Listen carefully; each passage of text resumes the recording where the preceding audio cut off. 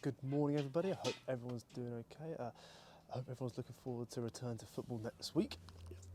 I can't wait either. So, today's Sunday activity is making sure we are ready to return. And one of those things is making sure we have clean football boots or trainers, okay? That's one very, very important thing when you play is you've got to look smart and respectable, okay? Not just for yourself, but for your teammates as well. So, we're quickly showing you how I clean mine. If you clean yours already, fantastic. If you don't, you can look at this. If you've got a different technique, let me know, because I'm always looking to make sure my boots are nice and clean as well. So also make sure maintain them as well, making sure they last a bit longer, getting rid of all the mud and the stitches. So those are the football boots that I'll be definitely need cleaning. Are trainers that I use when coaching.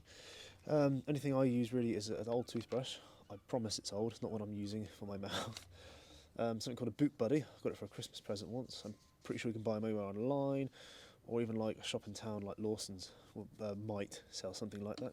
And an old tea towel, just to, particularly when you've got metal studs like I do there, to dry them off. And that is basically all I'm using today. Right, so I'm very lucky where I live, and the fact that I've got a water butt and it's actually nice weather, so I thought I'd do them outside. I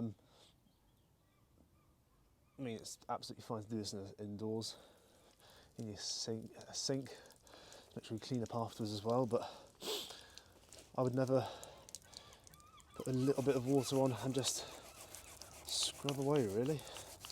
That's basically, I won't show you the whole cleaning process, but just make sure that toothbrush get in. Boot buddy as well is always good if you've got a lot of, they're covered in mud. It's always a very good thing. Just get that wet and just brush away, really. Outside like I am, water's running slowly because I know it's rainwater, but you don't want to be wasting any. You look at my football boots, there's like lots of stitching where the boots are made, so you've got to try and, I say, get your toothbrush clean, just get in the stitching, okay? Because a former PE teacher of mine, Mr. Blake, told me how he let the mud and dirt get in there and dry. It can split the stitching, and it just means then they won't last as long. The boot buddy as well it covers a bit more than toothbrush, so for bigger areas use that.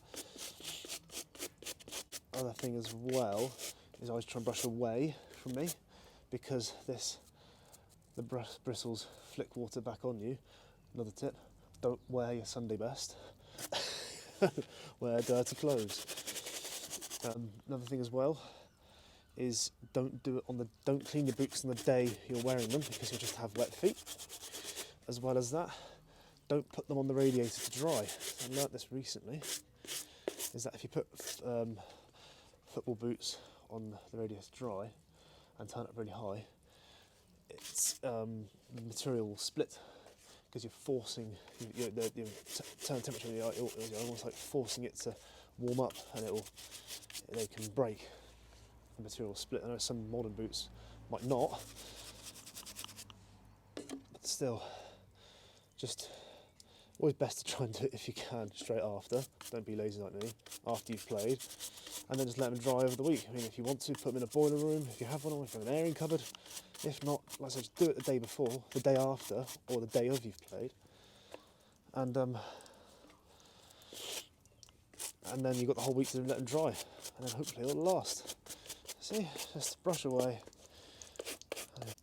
Other thing as well, make sure, I always use toothbrush for clean underneath, because you want to try and get in there, because otherwise, again, it will dry, damage it, and then again, you don't want mud in here, because then when you try and stand down, you might not have as much grip, because the studs won't be sticking out as much in the mud. So if it's all full of mud there, you're not gripping, are you? So into the ground.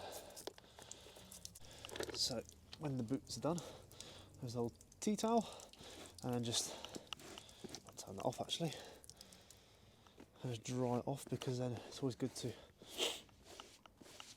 dry it off, because you might reveal bits you might have missed, like in there, and then you can go back over. So it's always good, and it also helps as well with metal studs, because over time, if you leave it, again, the mud will get in there and crack the material and break it up. And also the metal studs, if they're always getting wet and letting them dry on their own accord, it will start to rust, depending on the make. So it's always good to use old tea towel. I can wipe it off, and it just helps it dry a little bit quicker. And there you have it. There are my boots and trainers. They didn't take too long to clean. They look a lot better than what they were before. They're not perfect, like you see even there, using the cloth. Reveal a bit there. I might just go over that again. But yeah, a lot better than before. I would, for black boots, I would use something called dubbing, which is sort of like a polish, which you'd like rub in, like buff down, help them look cleaner and fresher, but also help protect them as well. Right, and there you have it. It's just cleaning football boots, really. It'll be really good if on Saturday, that first training back, when we all turn up to the Astro, or on the field, or be on the field, sorry, we had clean boots or trainers, not necessarily new, but clean football boots and trainers. Just because it looks smarter. It's a good sign of. It shows you like you're disciplined and you look after yourself. If you're always turning up with dirty football boots or trainers, it doesn't look very smart or nice. So it just helps set like that standard, okay? A part of setting that standard. So thank you very much for watching. If you've got any tips to make my technique better, please let me know. Yeah, there we have it. I'll see you all next week.